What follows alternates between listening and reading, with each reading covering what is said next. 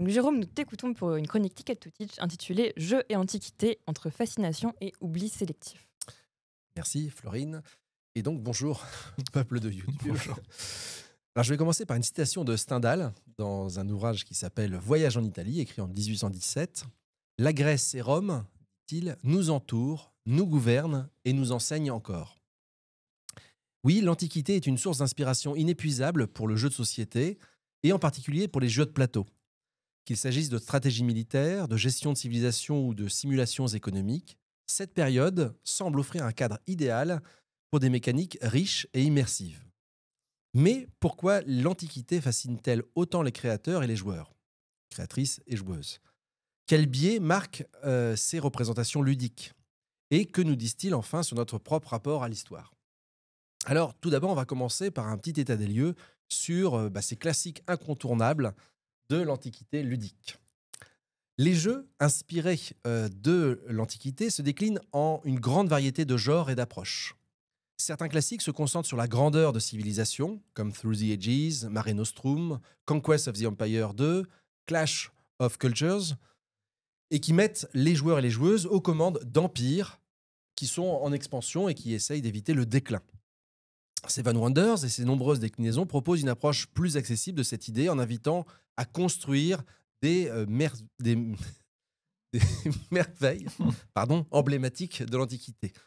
Désolé, Philon d'Alexandrie. Des merveilles, bien sûr. D'autres titres privilégient les grandes batailles et les conflits stratégiques.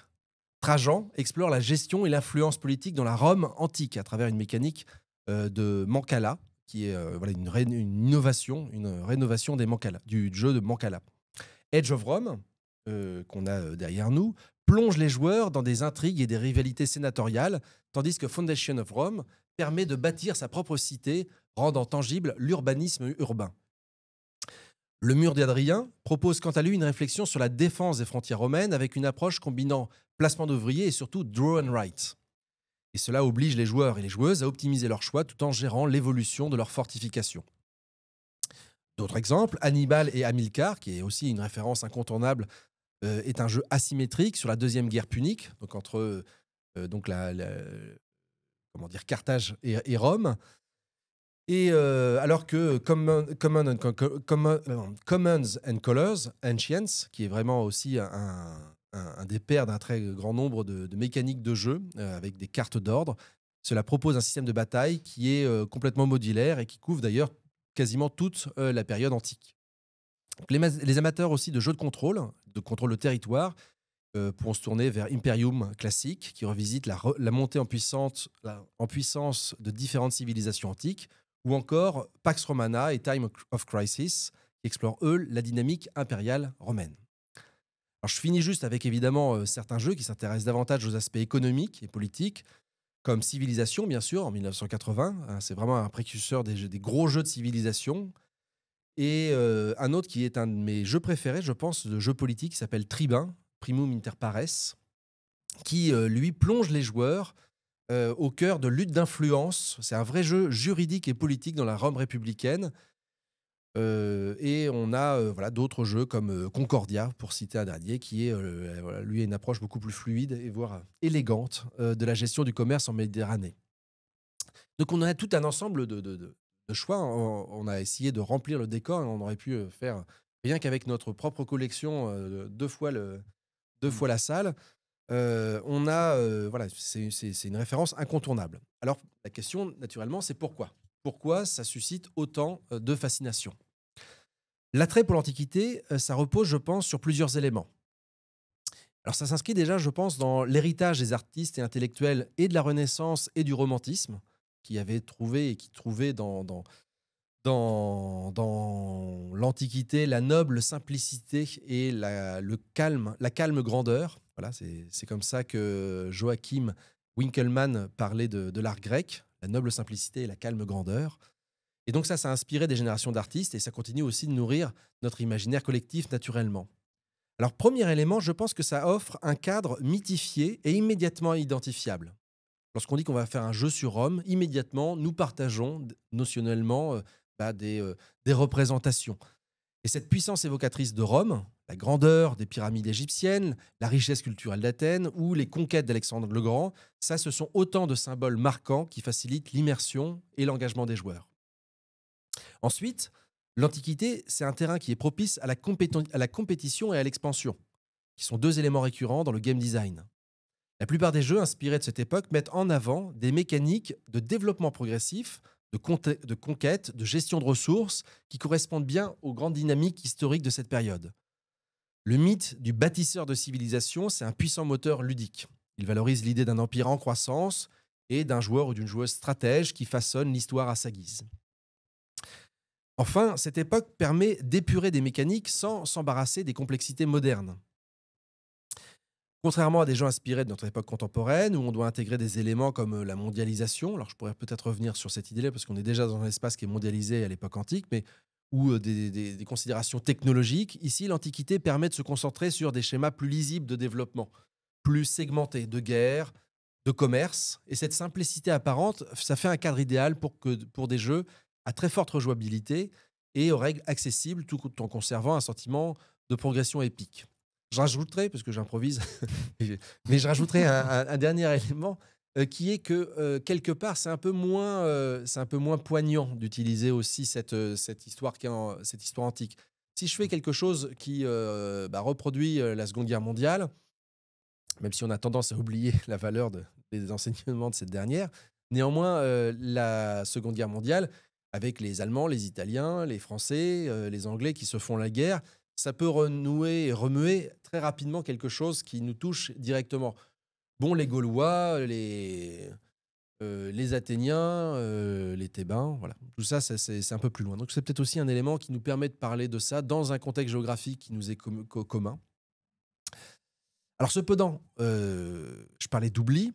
Cependant, si les jeux de société sur l'Antiquité offrent des expériences riches et captivantes, ils présentent aussi des biais qui sont, je pense, nombreux et notables.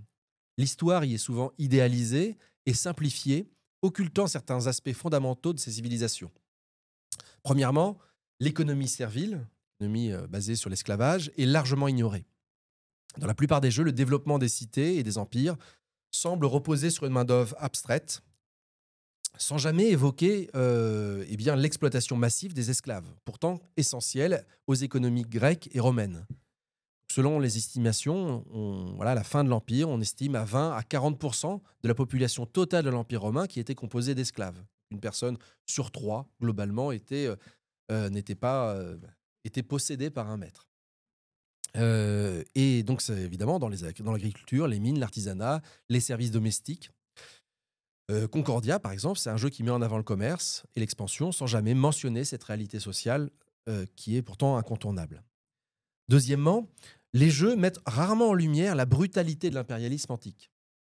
Les conquêtes sont souvent représentées sous l'angle de la compétition saine entre joueurs, sans s'attarder sur les destructions de cultures locales, les massacres ou les déplacements de population, les disparitions linguistiques.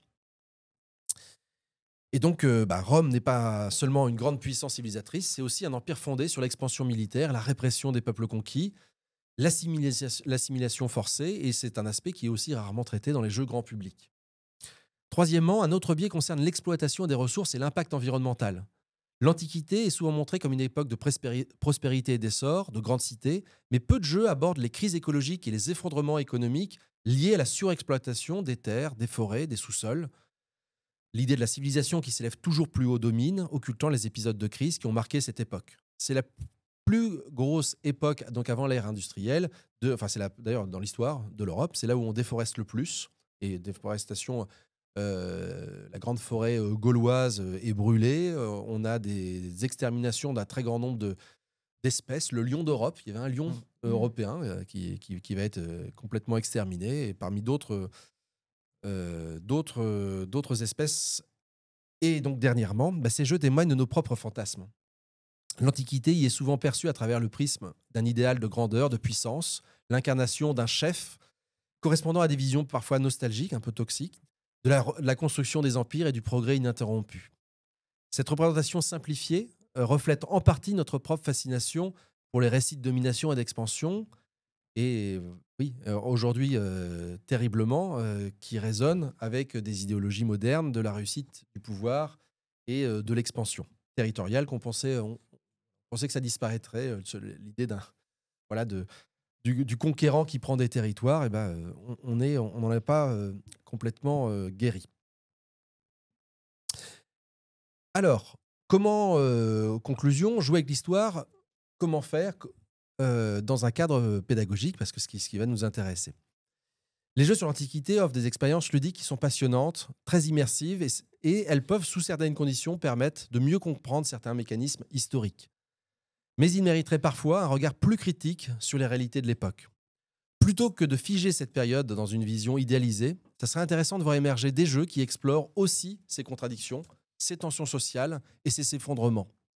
Comme le dirait probablement Cicéron, comme le dirait probablement Cicéron s'il était encore parmi nous, pas facile, Historia magistra vita est, l'histoire est maîtresse de la vie, pas, hein. Mais seulement si on évite de la prendre sur un plateau qui est trop simplifié.